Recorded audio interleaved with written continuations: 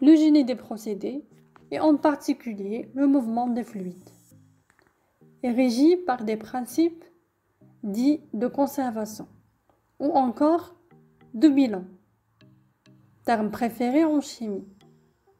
Un bilan décrit les variations temporelles d'une grandeur au sein d'un système qu'on l'on considérera ouvert, par exemple au sens de la thermodynamique. C'est-à-dire que la grandeur peut rentrer ou sortir du système. Tout un chacun sait écrire un bilan, tout au moins lorsque la grandeur fait partie de la vie. La nature conserve plusieurs grandeurs. Par exemple, la masse, la quantité de mouvement, l'énergie, la charge. Bilan d'une grandeur G dans un volume V. G, par exemple, habitants d'un pays, animaux sur territoire, de l'argent, masse, comme on a déjà vu dans les exemples précédents, quantité de mouvement, énergie, charge cinétique. Charge électrique. Prenons par exemple le cas où la grandeur est une quantité d'argent A et le système en compte en banque.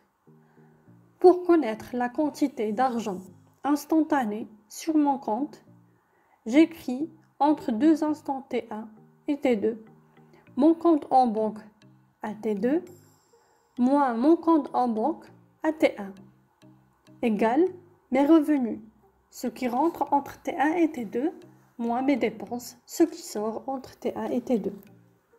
Pour formaliser plus avant ces variations appelant G la quantité d'argent instantanée sur mon compte, le flux entrant, mes revenus instantanés, quantité d'argent qui rentre par unité de temps à l'instant T, le flux sortant, mes dépenses instantanées, quantité d'argent qui sort par unité de temps à l'instant T.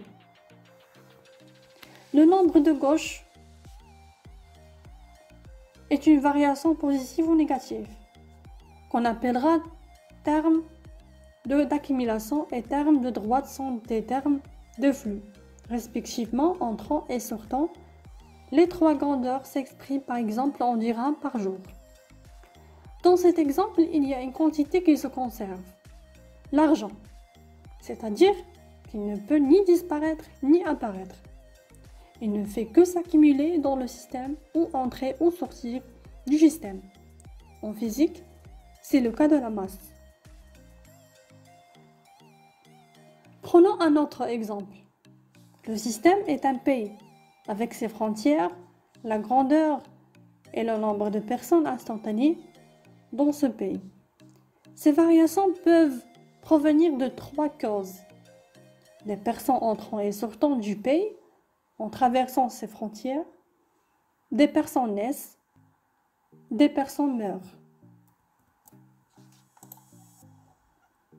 On voit que les deux dernières causes n'existaient pas dans le cas de l'argent. Ici, il peut y avoir création ou destruction de la grandeur étudiée. Le bilan s'écrit alors en reprenant les mêmes notations pour les flux entrants et sortants, et en notant respectivement R plus T et R moins T, les nombres de naissance et de décès par unité de temps. D de G divisé par D de T, variation de G pendant D de T, égale le flux de G entrant, moins le flux de G sortant, plus production de G, moins destruction de G. Les termes R plus et R moins sont classiquement appelés termes sources et termes puits. En physique, des grandeurs telles que G peuvent être par exemple un nombre de moles, par exemple par réaction chimique, la quantité de mouvement à cause des forces extérieures, l'entropie selon le second principe. Ces quantités ne se conservent pas à proprement parler puisqu'on peut les créer ou les détruire. mais on parle malgré tout d'équation de conservation.